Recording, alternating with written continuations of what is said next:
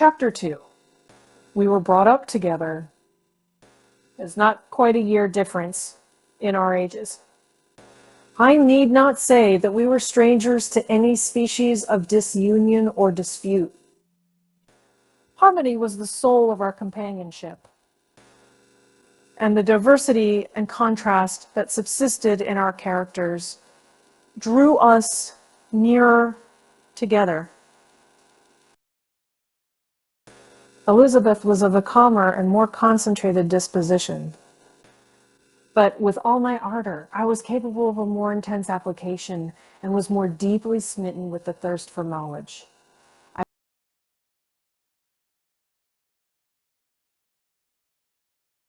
She busied herself with following the aerial creations of the poets. And in the majestic and wondrous scenes which surrounded our Swiss home, the sublime shapes of the mountains, the changes of the seasons, tempest and calm, the silence of winter, and the life and turbulence of our alpine summers, she found ample scope for admiration and delight. While my companion contemplated with a serious and satisfied spirit the magnificent appearances of things, I delighted in investigating their causes. The world was, to me, a secret which I desired to divine. Curiosity, earnest research to learn the hidden laws of nature, gladness akin to rapture, as they were unfolded to me, are among the earliest sensations I can remember. With the birth of a second son, my junior, by 7 years, my parents gave up entirely their wandering life and fixed themselves in the native country. We possessed a house in Geneva and a campagne on Belle-Rive, the eastern shore of the lake at the distance of rather more than a league from the city. We resided principally in the latter, and the lives of my parents were passed in considerable seclusion. It was my temper to avoid a crowd and to attach myself fervently to a few. I was indifferent, therefore, to my schoolfellows in general, but I united myself in the bonds of the closest friendship to one among them. Henry Clerval was the son of a merchant of Geneva. He was a boy of singular talent and fancy. He loved enterprise, hardship, and even danger for its own sake. He was deeply read in books of chivalry and romance. He composed heroic songs and began to write many a tale of enchantment and knightly adventure. He tried to make us act plays and to enter into masquerades, in which the characters were drawn from the heroes of Roncesvalles, of the Round Table of King Arthur, and the chivalrous train who shed their blood to redeem the Holy Sepulchre from the hands of the infidels. No human being could have passed a happier childhood than myself. My parents were possessed by the very spirit of kindness and indulgence. But this promises capturing it that faces that would feel. But the agents and creators of all the many delights which we enjoyed. When I mingled with other families, I distinctly discerned how peculiarly fortunate my lot was, and gratitude assisted the development of filial love. My temper was sometimes violent, and my passions vehement.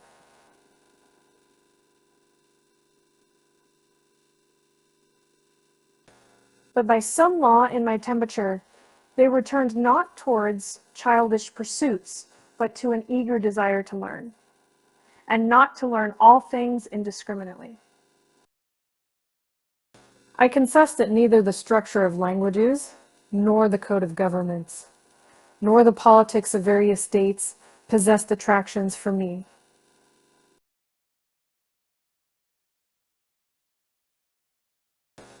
It was the secrets of heaven and earth that I desired to learn.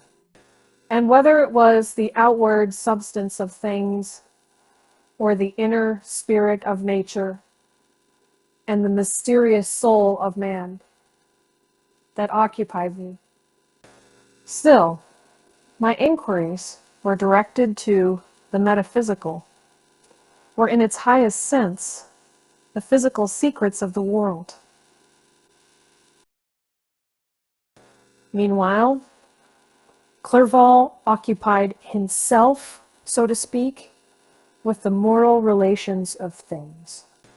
The busy stage of life, the virtues of heroes, and the actions of men were his theme. And his hope and his dream was to become one among those whose names are recorded in story as the gallant and adventurous benefactors of our species. The saintly soul of Elizabeth shone like a shrine-dedicated lamp in our peaceful home.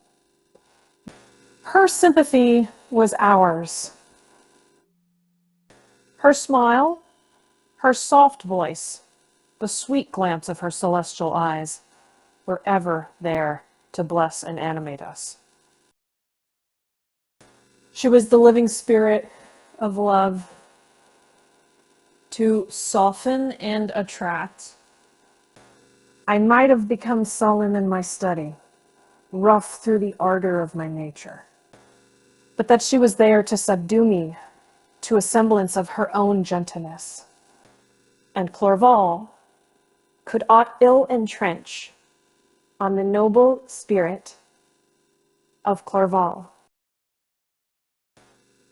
Yet he might not have been so perfectly humane, so thoughtful in his generosity.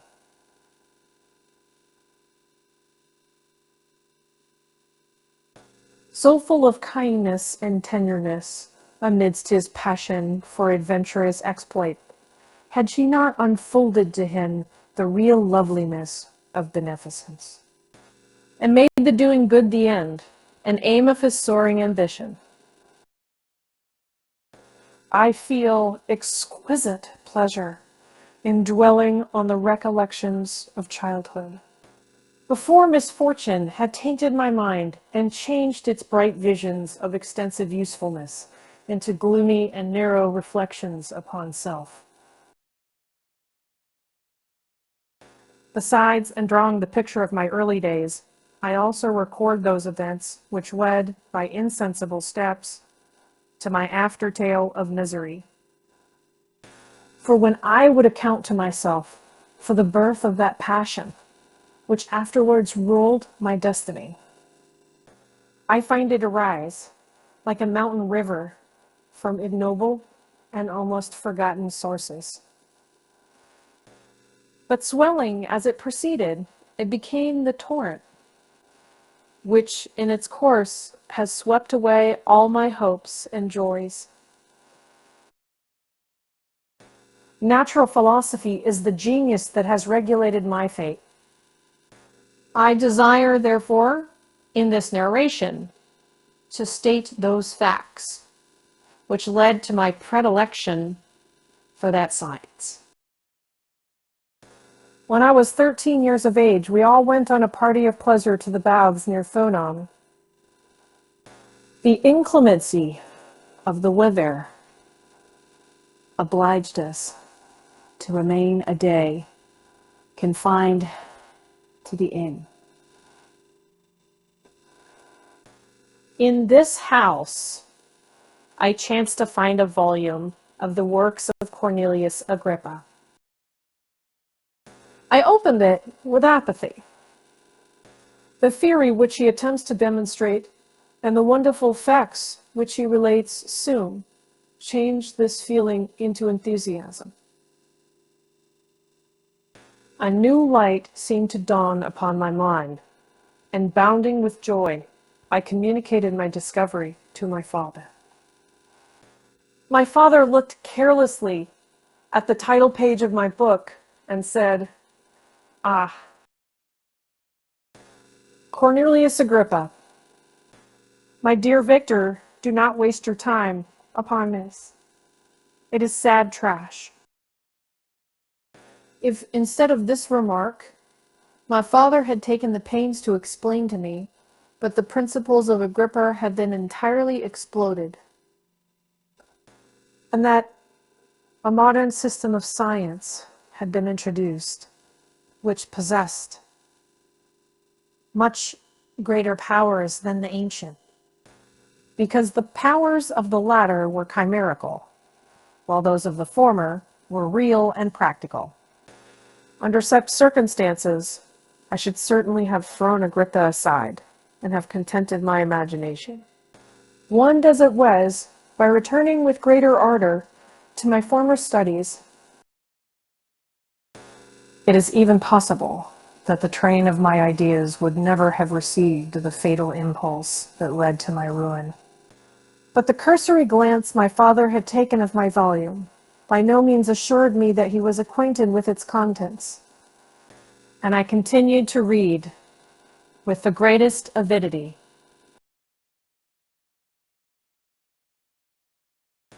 When I returned home, my first care was to procure the whole works of this author, and afterwards of Paracelsus and Albertus Magnus. I read and studied the wild fancies of these writers with delight. They appeared to me treasures known to few besides myself. I have described myself as always having been imbued with a fervent longing to penetrate the secrets of nature. In spite of the intense labor and wonderful discoveries of modern philosophers, I always came from my studies discontented and unsatisfied. Sir Isaac Newton is said to have avowed that he felt like a child picking up shells beside the great and unexplored ocean of truth. Those of his successors in each branch of natural philosophy with whom I was acquainted appeared even to my boy's apprehensions as tyros, engaged in the same pursuit. The untaught peasant beheld the elements around him and was acquainted with their practical uses. The most learned philosopher knew little more. He had partially unveiled the face of nature, but her immortal lineaments were still a wonder and a mystery.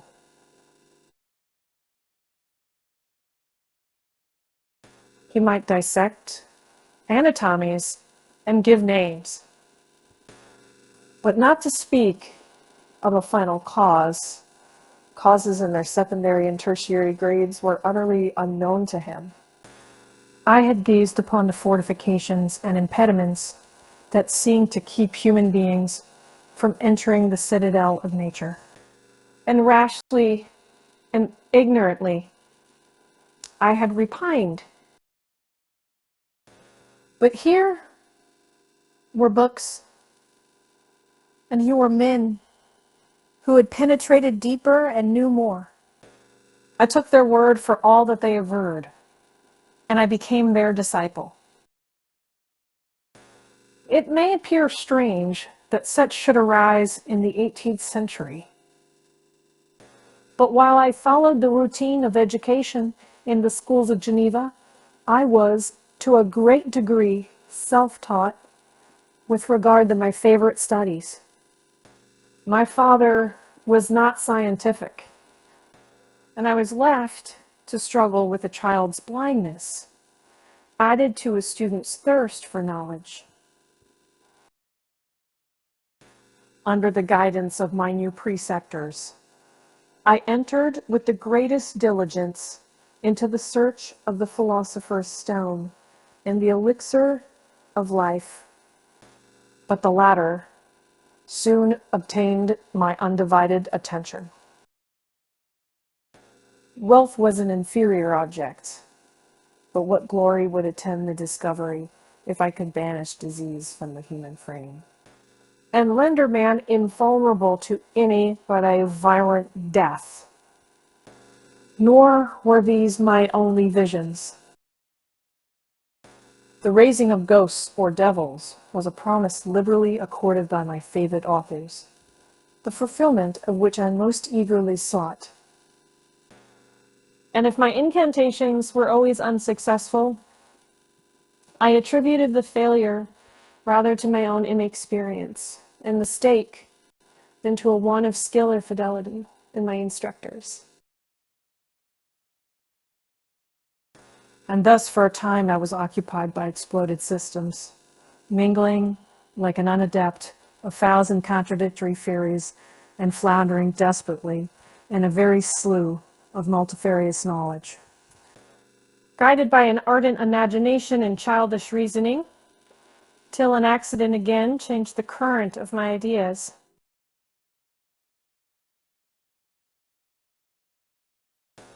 When I was about 15 years old, we had retired to our house near Belrive, when we witnessed a most violent and terrible thunderstorm. It advanced from behind the mountains of Jura, and the thunder burst at once, with frightful loudness, from various quarters of the heavens. I remained while the storm lasted, watching its progress with curiosity and delight. As I stood at the door, on a sudden side, I beheld a stream of fire issue from an old and beautiful oak, which stood about 20 yards from our house. And so soon as the dazzling light vanished, the oak had disappeared, and nothing remained but a blasted stump. When we visited it the next morning, we found the tree shattered in a singular manner. It was not splintered by the shock, but entirely reduced to thin ribbons of wood. I never beheld anything so utterly destroyed. Before this, but I wasn't unacquainted with the more obvious laws of electricity. On this occasion, a man of great research in natural philosophy was with us, and excited by this catastrophe, he entered on the explanation of a theory which he had formed on the subject of electricity and galvanism, which was at once new and astonishing to me.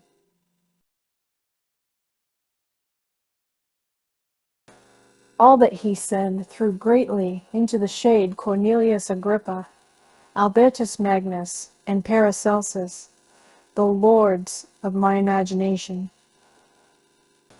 But by some fatality, the overthrow of these men disinclined me to pursue my accustomed studies. It seemed to me as if nothing would or could ever be known. All that was so long has any case my attention suddenly grew despicable.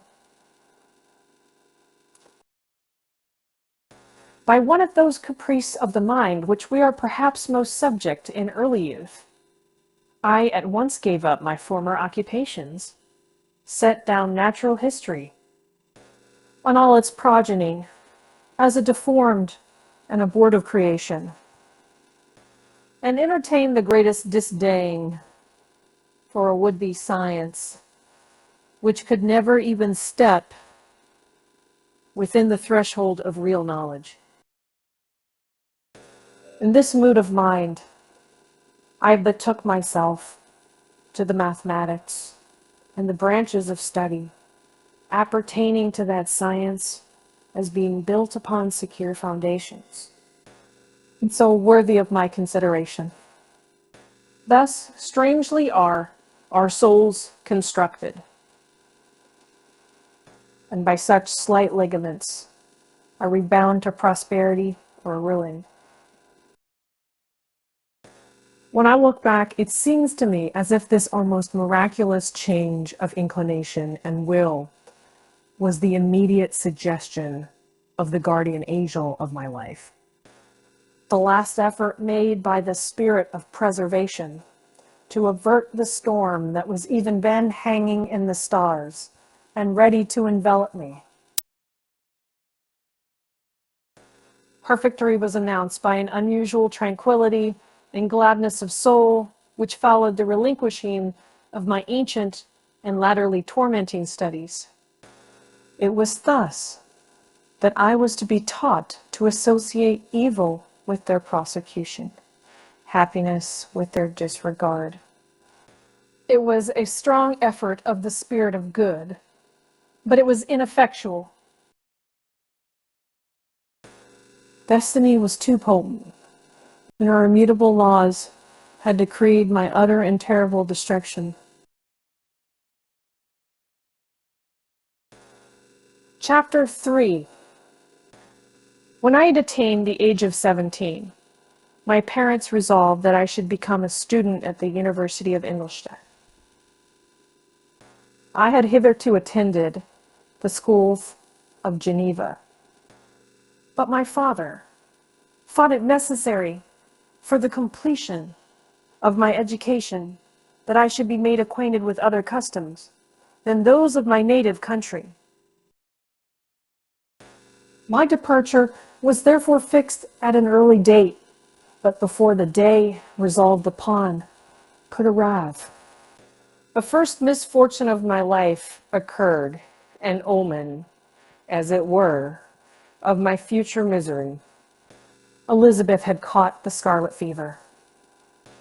Her illness was severe, and she was in the greatest danger. During her illness, many arguments had been urged to persuade my mother to refrain from attending upon her. She had at first yielded to our entreaties, but when she heard that the life of her favorite was menaced, she could no longer control her anxiety. She attended her sickbed.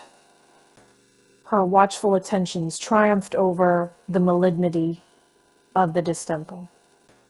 Elizabeth was saved, but the consequences of this imprudence were fatal to her preserver. On the third day, my mother sickened. Her fever was accompanied by the most alarming symptoms, and the looks of her medical attendants prognosticated the worst of it. On her deathbed, the fortitude and benignity of this best of women did not desert her. She joined the hands of Elizabeth and myself. "My children," she said, "my firmest hopes of future happiness were placed on the prospect of your union. This expectation will now be the consolation of your father. Elizabeth, my love, you must supply my place to my younger children. Alas, I regret that I am taken from you. And happy and beloved as I have been, is it not hard to quit you all? But these are not thoughts befitting me. I will endeavor to resign myself cheerfully to death, and will indulge a hope of meeting you in another world." She died calmly, and her countenance expressed affection, even in death. I need not describe the feelings of those whose dearest ties are rent by the most irreparable evil. The void that presents itself to the soul, and the despair that is exhibited on the countenance. It is so long before the mind can persuade itself that she whom we saw every day, and whose very existence appeared a part of, our own, can have departed forever.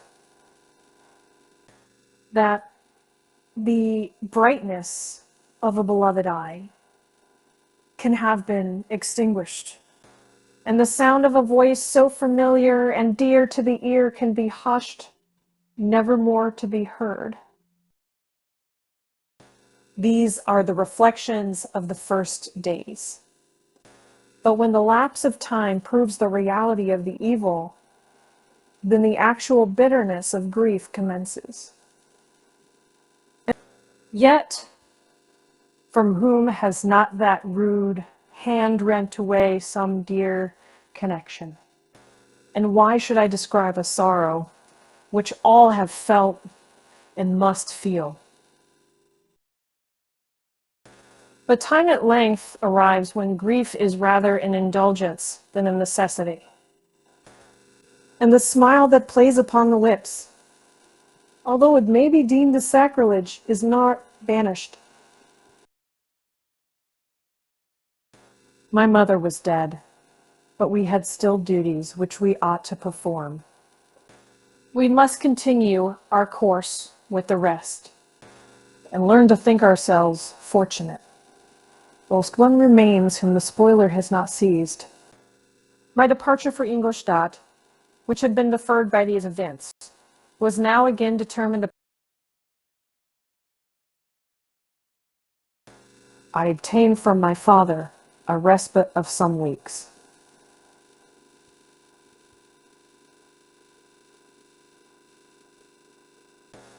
It appeared to me sacrilege so soon to leave the repose, akin to death, of the house of mourning, and to rush into the thick of life.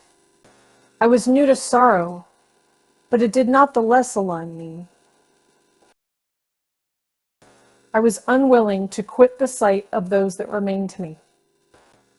And above all, I desired to see my sweet Elizabeth, in some degree, consoled. She indeed veiled her grief and strove to act the comforter to us all. She looked steadily on life and assumed its duties with courage and zeal. She devoted herself to those whom she had been taught to call her uncle and cousins. Never was she so enchanting as at this time, when she recalled the sunshine of her smiles and spent them upon us. She forgot even her own regret in her endeavors to make us forget. The day of my departure at length arrived. Clerval spent the last evening with us.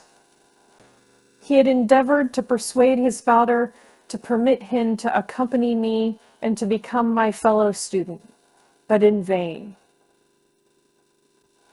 His father was a narrow-minded traitor and saw idleness and ruin in the aspirations and ambition of his son.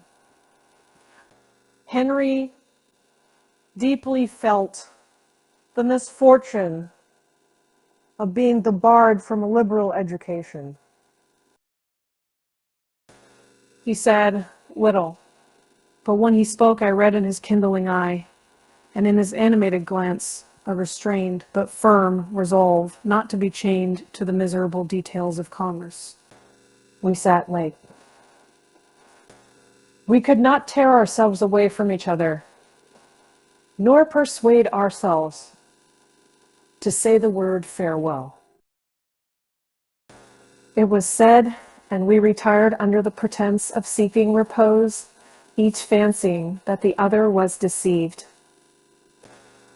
But when at morning's dawn I descended to the carriage which was to convey me away, they were all there.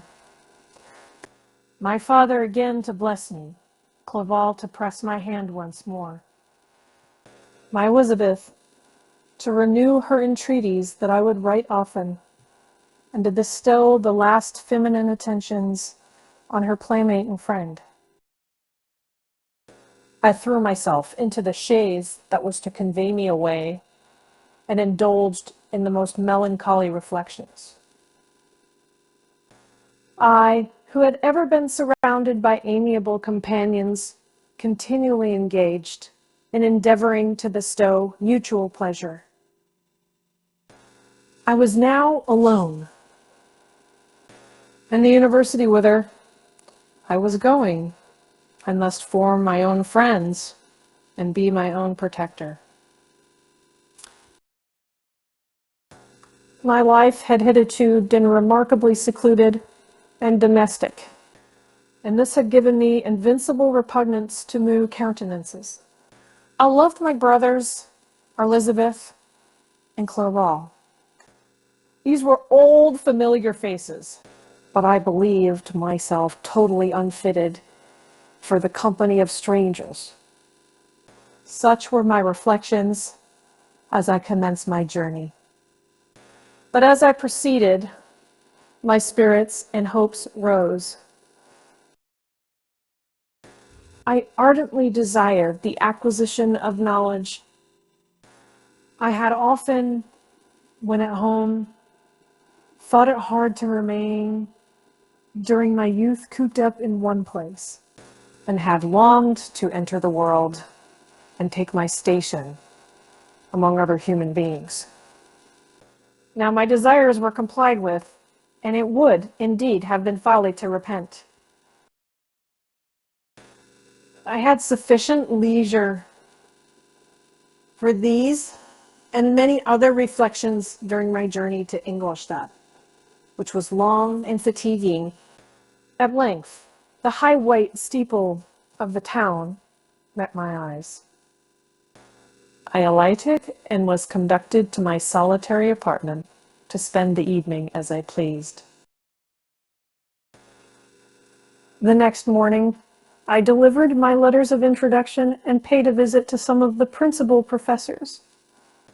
Chance, or rather the evil influence,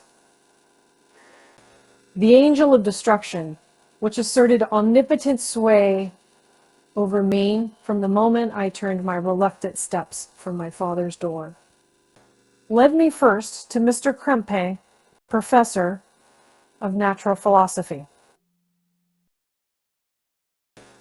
He was an uncouth man, but deeply imbued in the secrets of his science. He asked me several questions concerning my progress in the different branches of science appertaining to natural philosophy. I replied carelessly,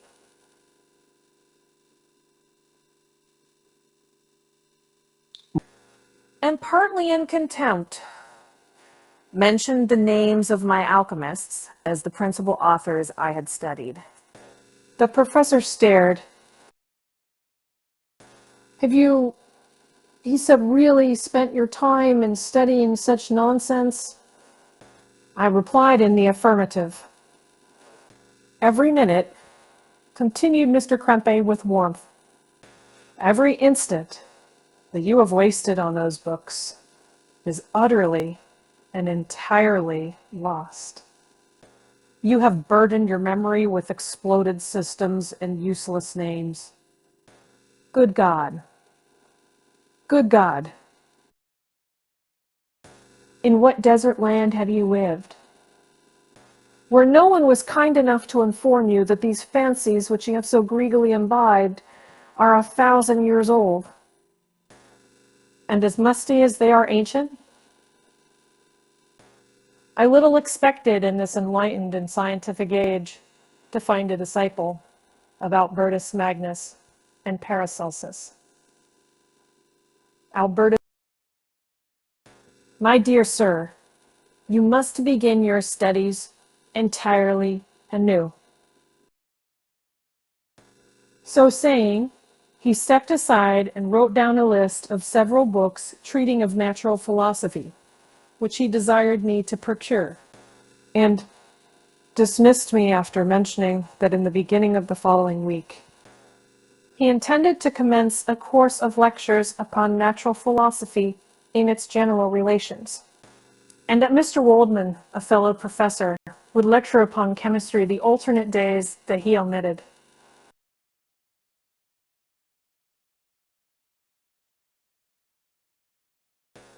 I returned home not disappointed, for I have said that I had long considered those authors useless, whom the professor reprobated.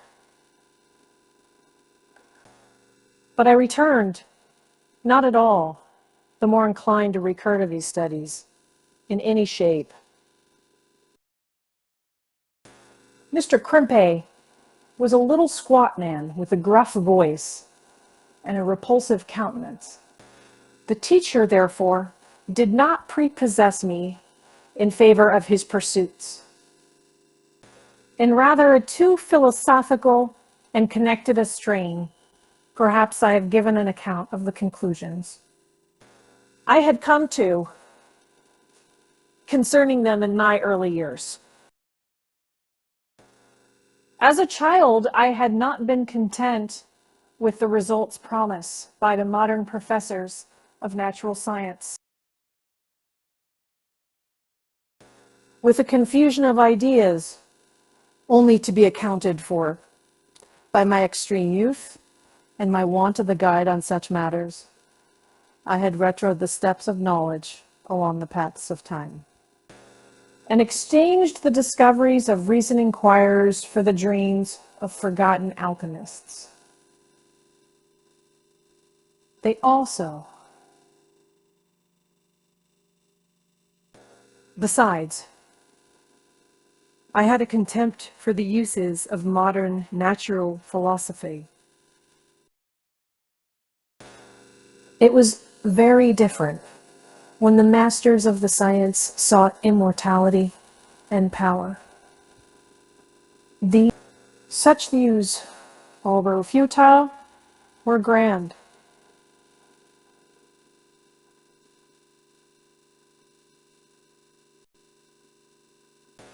But now, the scene was changed. The ambition of the inquirer seemed to limit itself to the annihilation of those visions on which my interest in science was chiefly founded. I was required to exchange chimeras of boundless grandeur for realities of little worth. Such were my reflections during the first 2 or 3 days of my residence at Ingolstadt, who were chiefly spent in becoming acquainted with the localities and the principal residents in my new abode.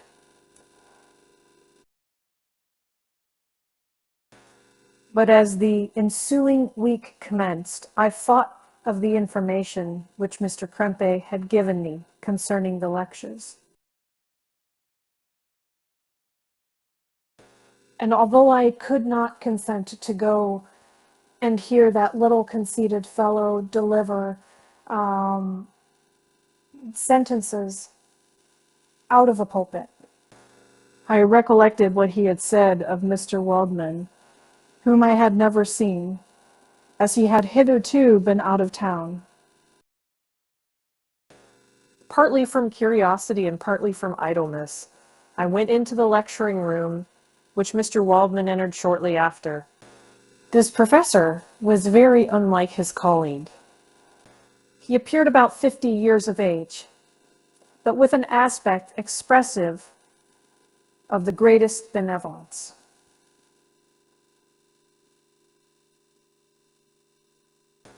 A few gray hairs covered his temples, but those at the back of his head were nearly black. His person was short, but remarkably erect, and his voice the sweetest I had ever heard. He began his lecture by a recapitulation of the history of chemistry and the various improvements made by different men of learning, pronouncing with fervor the names of the most distinguished discoverers. He then took a cursory view of the present state of the science and explained many of its elementary terms. After having made a few preparatory experiments, he concluded with a panegyric upon modern chemistry, the terms of which I shall never forget. The ancient teachers of this science, said he, promised impossibilities and performed nothing.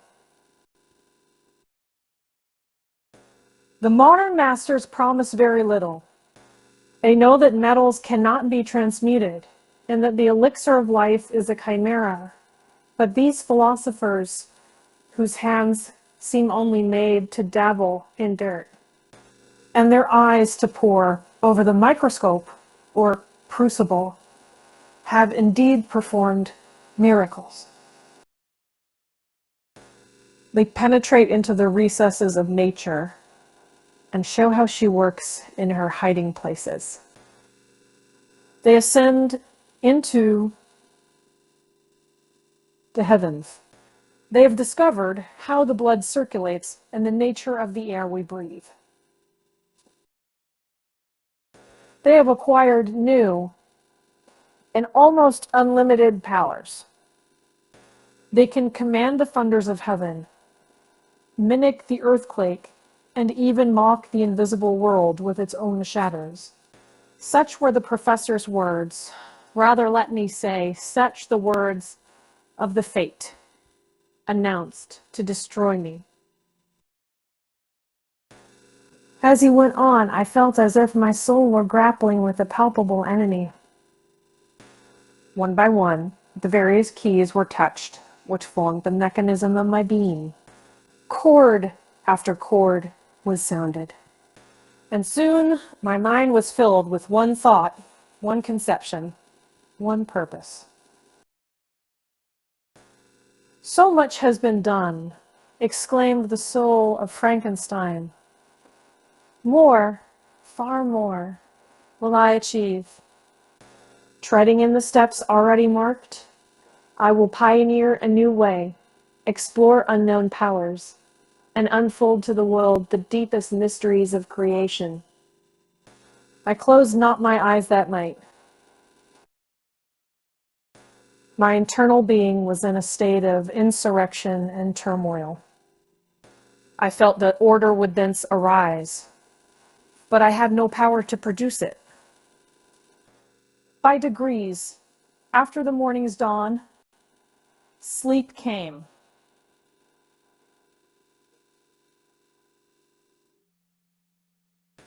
I awoke, and my yesternight's thoughts were as a dream. There only remained a resolution to return to my ancient studies and to devote myself to a science for which I believed myself to possess a natural talent. On the same day, I paid Mr. Waldman a visit.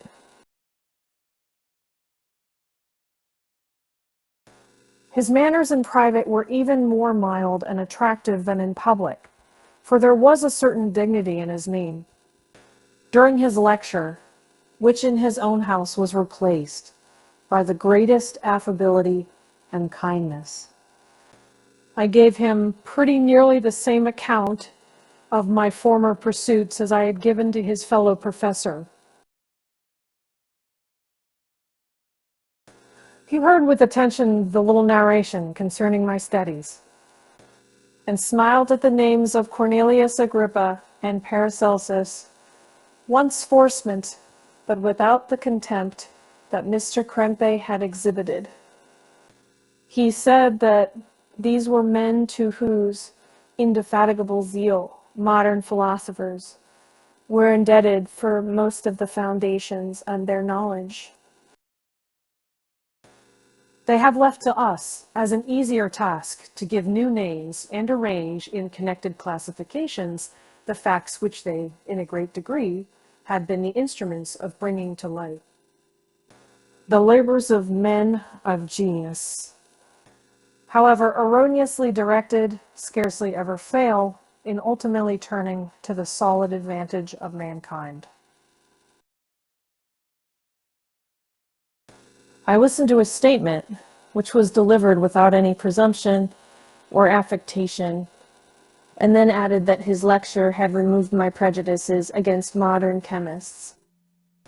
I expressed myself in measured terms, with the modesty and deference due from a youth to his instructor, without letting escape. Inexperience in life would have made me ashamed. Any of the enthusiasm which stimulated my intended labors.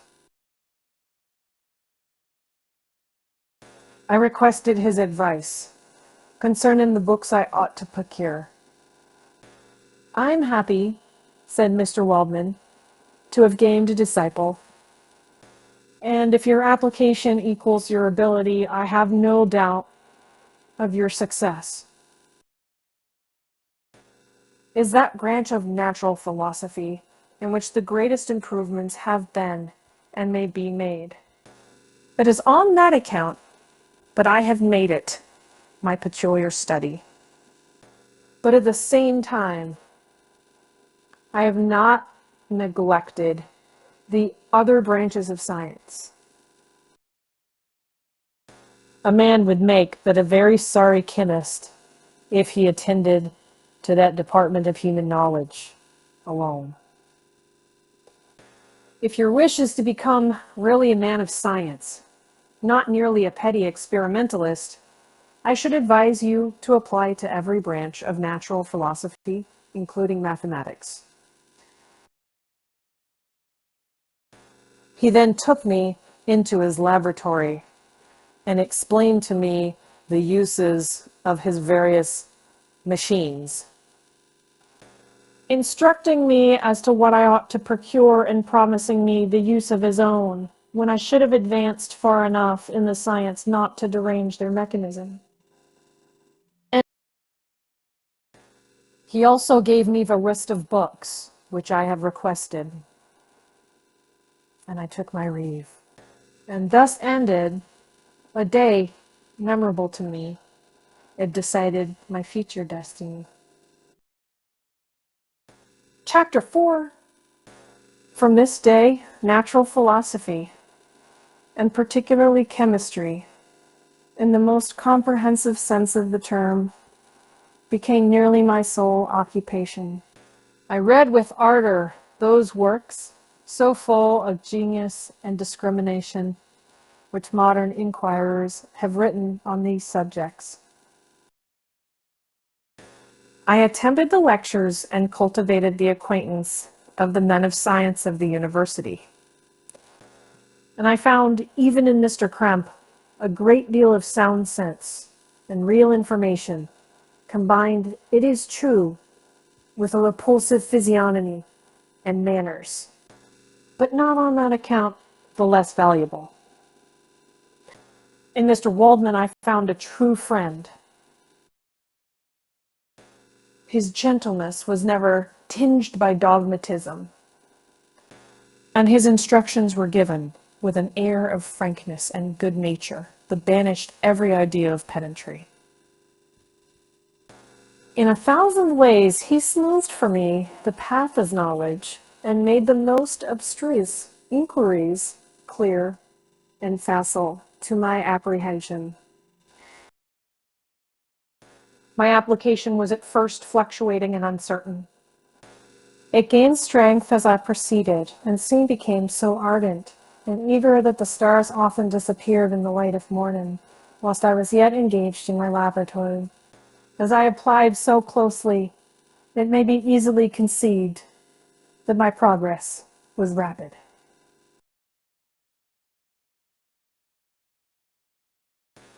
My ardor was indeed the astonishment of the students, and my proficiency that and the masters.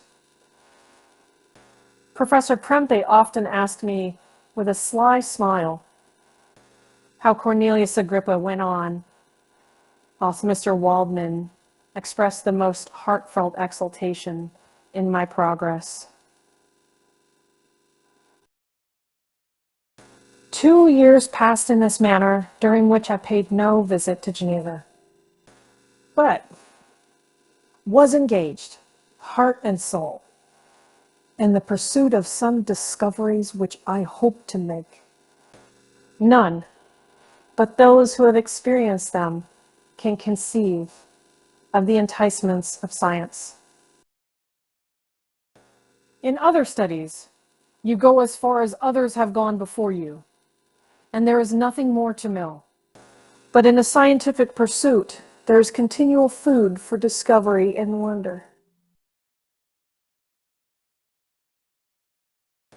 A mind of moderate capacity, which closely pursues one's study, must infallibly arrive at great proficiency in that study. And I, who continually sought the attainment of one object of pursuit and was solely wrapped up in this. Improved so rapidly that at the end of 2 years, I made some discoveries in the improvement of some chemical instruments, which procured me great esteem and admiration at the university. When I had arrived at this point and had become as well acquainted with the theory and practice of natural philosophy as depended on the lessons of any of the professors at Ingolstadt, my residence there being no longer conducive to my improvements, I thought of returning to my friends and my native town when an incident happened that protracted my stay. One of the phenomena which had peculiarly attracted my attention was the structure of the human frame. And indeed, any animal endued with life. Whence I often asked myself, did the principle of life proceed? That was a bold question, and one which has ever been considered as a mystery. Yet with how many things are we upon the brink of becoming acquainted, if cowardice or carelessness did not restrain our inquiries? I revolved these circumstances in my mind, and determined then to apply myself more particularly to those branches of natural philosophy which relate to physiology. Unless I had been animated by an almost supernatural enthusiasm, my application to this study would have been irksome and almost intolerable.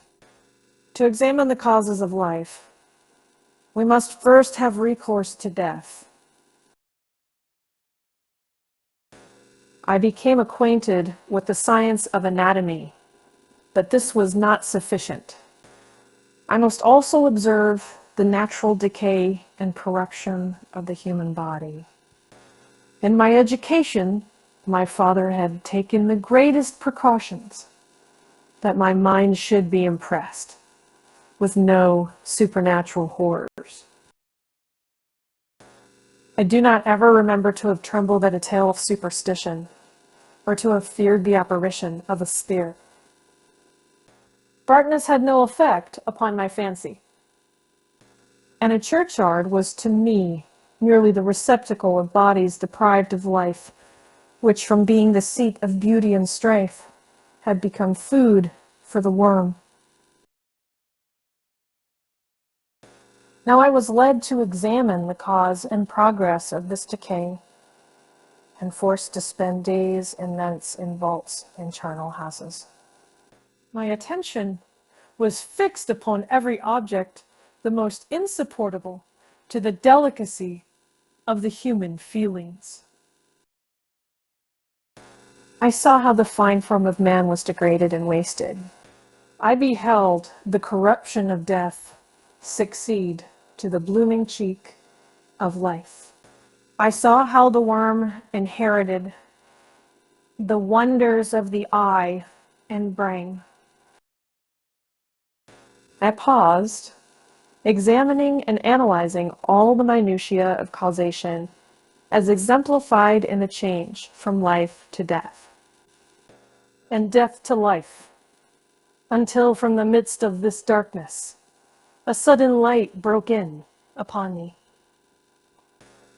A light so brilliant and wondrous, yet so simple, that while I became dizzy with the immensity of the prospect which it illustrated, I was surprised that amongst so many men of genius who had directed their inquiries towards the same science, I alone should be reserved to discover so astonishing a secret. Remember, I'm not recording the vision of a madman. The sun does not more certainly shine in the heavens than that which I now affirm is true. Some miracle might have produced it, yet the stages of the discovery were distinct and probable. After days and nights of incredible labor and fatigue, I succeeded in discovering the cause of generation and life. Nay, more, I became myself capable of bestilling animation upon lifeless matter. The astonishment, which I had at first experienced on this discovery, soon gave place to delight and rapture. After so much time spent in painful labor, to arrive at once at the summit of my desires was the most gratifying consummation of my toils. But this discovery was so great and overwhelming that all the steps by which I had been progressively led to it were obliterated, and I beheld only the result.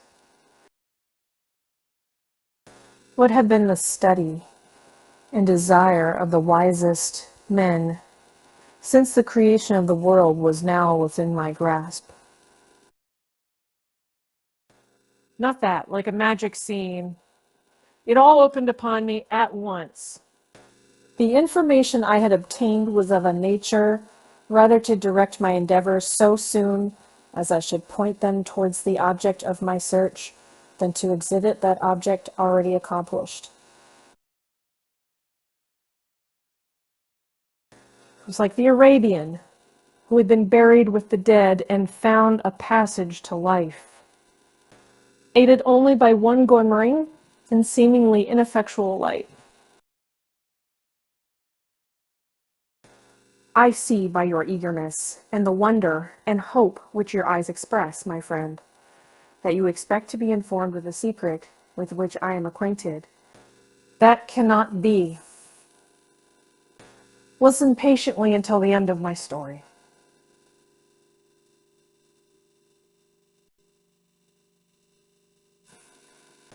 And you will easily perceive why I'm reserved upon that subject. I will not lead you on, unguarded and ardent, as I then was to your destruction and infallible misery. Learn from me, if not by my precepts, at least by my example, how dangerous is the acquirement of knowledge, and how much happier that man is who believes his native town to be the world, and he who aspires to become greater than his nature will allow. When I found so astonishing a power placed within my hands, I hesitated a long time concerning the manner in which I should employ it.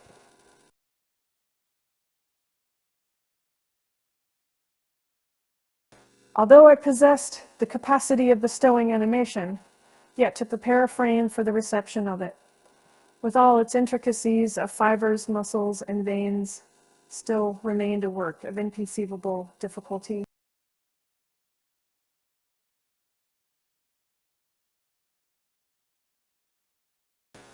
I doubted, at first, whether I should attempt the creation of a being like myself, or one of simpler organization.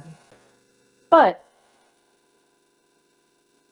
my imagination was too much exalted by my first success to permit me to doubt of my ability to give life to an animal as complex and wonderful as man. The materials at present within my command hardly appeared adequate to so arduous an undertaking, but I doubted not that I should ultimately succeed. I prepared myself for a multitude of reverses. My operations might be incessantly baffled, and at last my work be imperfect. Yet when I considered the improvement which every day takes place in science and mechanics, I was encouraged to hope my present attempts would at least lay the foundations of future success. Nor could I consider the magnitude and complexity of my plan as any argument of its impracticability. It was with these feelings that I began the creation of a human being. As the minuteness of the parts formed a great hindrance to my speed, I resolved, contrary to my first intention, to make the being of a gigantic stature, that is to say, about 8 feet in height and proportionably large. After having formed this determination, and having spent some months in successfully collecting and arranging my materials, I began. No one can conceive the variety of feelings which bore me onwards like a hurricane in the first enthusiasm of success. Life and death appeared to me ideal bounds which I should first break through and pour a torrent of light into our dark world. A new species would bless me as its creator and source. Many happy and excellent natures would owe their being to me. No father could claim the gratitude of his child so completely as I should deserve theirs. Pursuing these reflections, I thought that if I could bestow animation upon lifeless matter, I might in the process of time, although I now found it impossible, renew life where death had apparently devoted the body to corruption. These thoughts supported my spirits while I pursued my undertaking with unremitting ardor. My cheek had grown pale with study, and my person had become emaciated with confinement. Sometimes, on the very brink of certainty, I failed. Yet still, I clung to the hope which the next day or the next hour might realize. One secret, which I alone possessed, was the hope to which I had dedicated myself. And the moon gazed on my midnight labors, while with unrelaxed and breathless eagerness I pursued nature to her hiding places. Who shall conceive the horrors of my secret toil, as I have dabbled among the unhallowed damps of the grave, or tortured the living animal to animate the lifeless clay?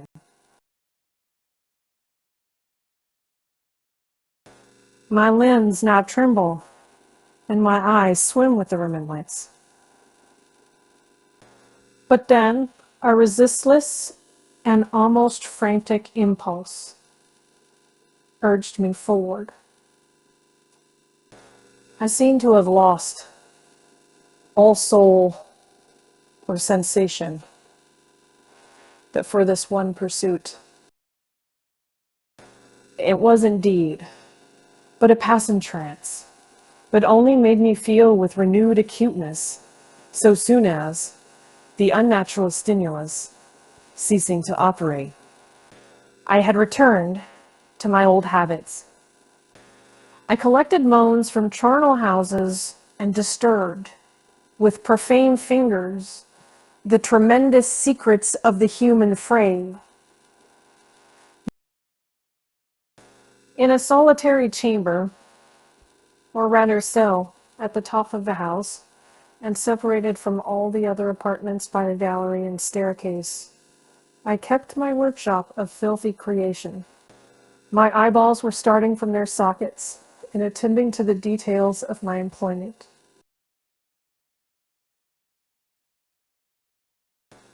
The dissecting room and the slaughterhouse furnished many of my materials, and often did my human nature turn with loathing from my occupation, while still urged on by an eagerness which perpetually increased.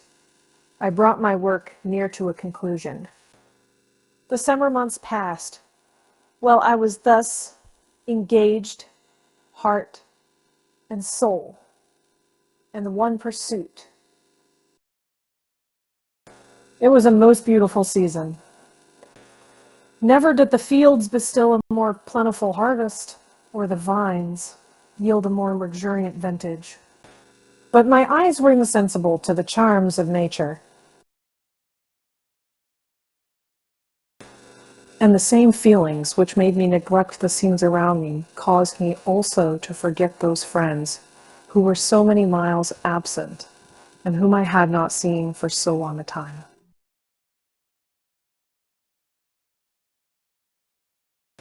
I knew my silence disquieted them, and I well remembered the words of my father. I know that while you are pleased with yourself, you will think of us with affection, and we shall hear regularly from you. You must pardon me if I regard any interruption in your correspondence as a proof that your other duties are equally neglected. I knew well, therefore, what would be my father's feelings. But I could not tear my thoughts from my employment, loathsome in itself, but which had taken an irresistible hold of my imagination. I wished, as it were, to procrastinate all that related to my feelings of affection, until the great object, which swallowed up every habit of my nature, should be completed.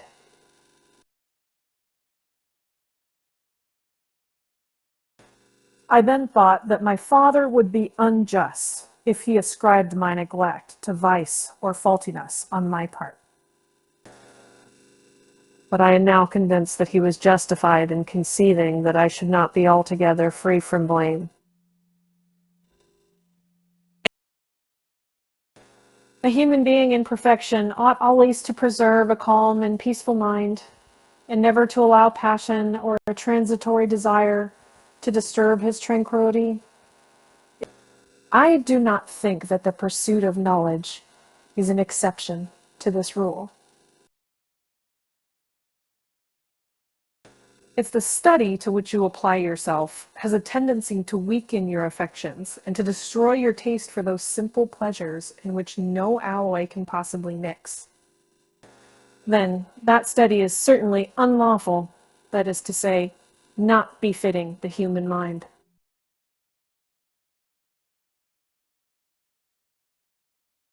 If this rule were always observed, if no man allowed any pursuit whatsoever to interfere with the tranquility of his domestic affections, Greece had not been enslaved.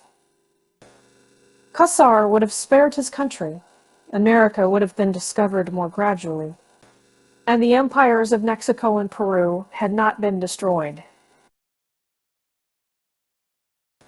But I forget that I am moralizing in the most interesting part of my tale, and your looks remind me to proceed. My father made no reproach in his letters, and only took notice of my silence by inquiring into my occupations more particularly than before.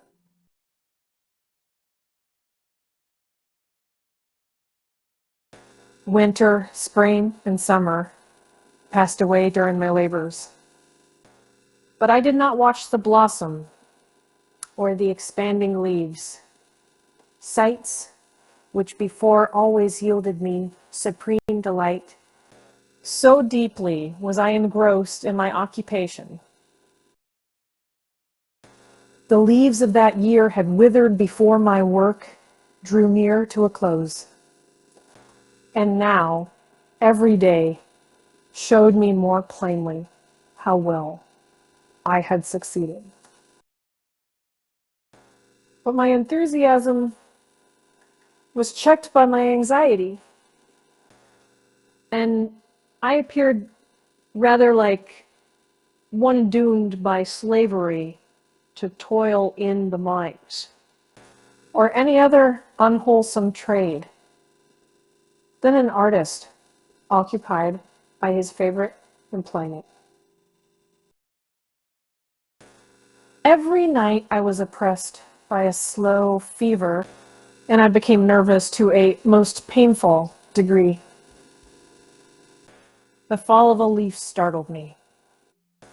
and I shunned my fellow creatures as if I had been guilty of a crime. Sometimes I grew alarmed at the wreck I perceived that I had become. The energy of my purpose alone sustained me. My labors would soon end. And I believed that exercise and amusement would then drive away incipient disease. And I promised myself both of these, with my creation, should be complete